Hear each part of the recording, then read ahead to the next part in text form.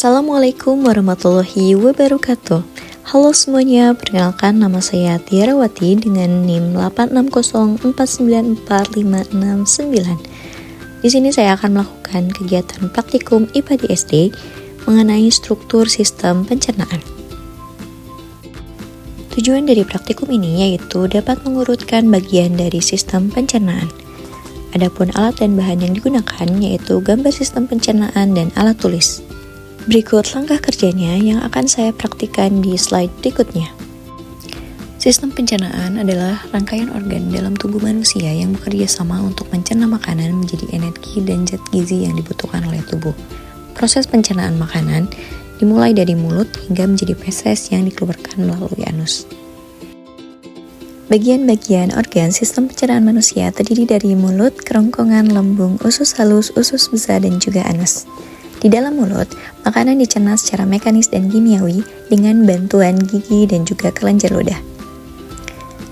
Setelah makanan dicerna oleh mulut, makanan masuk ke dalam kerongkongan. Di dalam kerongkongan terjadi gerakan peristaltik yang mendorong makanan masuk ke lambung. Di dalam lambung terjadi pencernaan secara kimiawi dengan bantuan enzim.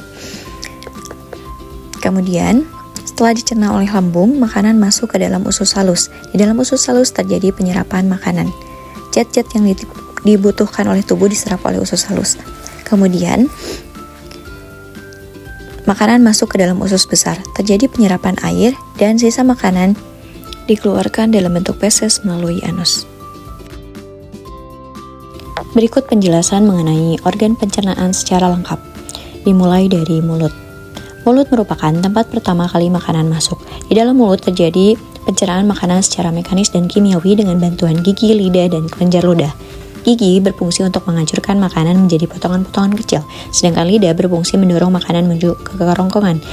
Dan kelenjar ludah mengandung enzim amilase yang memecah karbohidrat menjadi glukosa. Setelah makanan dicerna di mulut, makanan masuk ke kerongkongan. Kemudian kerongkongan membawa makanan dari mulut ke lambung melalui gerakan otot yang disebut dengan gerakan peristaltik. Lambung berfungsi mencerna makanan secara kimiawi dengan bantuan enzim dan asam lambung. Enzim di dalam lambung terdiri dari enzim pepsin, renin, dan juga lipase. Enzim pepsin mengubah protein menjadi pepton, sedangkan enzim renin berfungsi dalam mengendapkan kasein susu, dan lipase mengubah lemak menjadi asam lemak. Sedangkan asam lambung atau asam klorida disebut juga dengan HCl berfungsi dalam membunuh kuman dan bakteri yang ada pada makanan. Selanjutnya, makanan dicerna oleh usus halus. Di dalam usus halus terdiri dari 3 bagian, yaitu usus 12 jari, usus kosong atau jejunum, dan usus penyerapan. Usus 12 jari atau duodenum memiliki panjang kira-kira 25 cm. Usus 12 jari mencerna makanan dengan bantuan pankreas dan juga getah empedu. Getah pankreas dihasilkan oleh kelenjar pankreas. Getah pankreas mengandung enzim-enzim berikut. Yang pertama, enzim amilase berfungsi mengubah zat tepung atau amilum menjadi zat gula atau glukosa. Enzim tripsin berfungsi mengubah pepton menjadi asam amino. Kemudian, enzim lipase berfungsi mengubah lemak menjadi asam lemak dan gliserol. Dan getah empedu dihasilkan oleh hati dan disimpan dalam kantong empedu. Getah empedu berfungsi untuk mencerna lemak. Selanjutnya, usus kosong atau jejunum terletak di antara usus 12 jari dan usus penyerapan. Usus kosong memiliki panjang sekitar 2,5 meter yang berfungsi untuk mencerna lebih lanjut makanan yang telah dicerna oleh usus 12 jari. Terakhir yaitu usus penyerapan yang merupakan tempat penyerapan sari-sari makanan.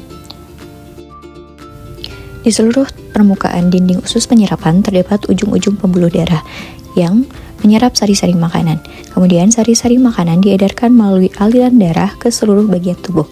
Setelah itu, sisa makanan yang dicerna akan masuk ke dalam usus besar. Usus besar berfungsi menyerap cairan, vitamin, dan mineral dari sisa-sisa makanan yang telah diserap oleh usus halus. Pada usus besar, terdapat bakteri yang berguna untuk tubuh, yaitu bakteri E. coli, yang berfungsi untuk membantu proses pembusukan sisa-sisa makanan. Proses pembusukan sisa makanan akan menghasilkan kotoran atau feses yang kemudian dikeluarkan melalui anus. Organ terakhir yaitu rektum. Rektum berfungsi sebagai tempat penyimpanan feses sementara. Ketika rektum terisi penuh dengan feses, maka saraf akan mengirimkan respon ke otak yang menimbulkan rasa ingin buang air besar. Dan terakhir yaitu anus. Anus merupakan organ yang berfungsi sebagai tempat keluarnya feses dari dalam tubuh. Dari praktikum yang telah dilakukan, dapat disimpulkan bahwa sistem pencernaan berperan penting dalam proses pencernaan makanan, baik secara mekanis maupun kimiawi, yang terdiri dari organ mulut, kerongkongan, lambung, usus halus, usus besar, dan juga anus. Sekian praktikum kali ini, terima kasih atas perhatiannya, sampai berjumpa di praktikum selanjutnya.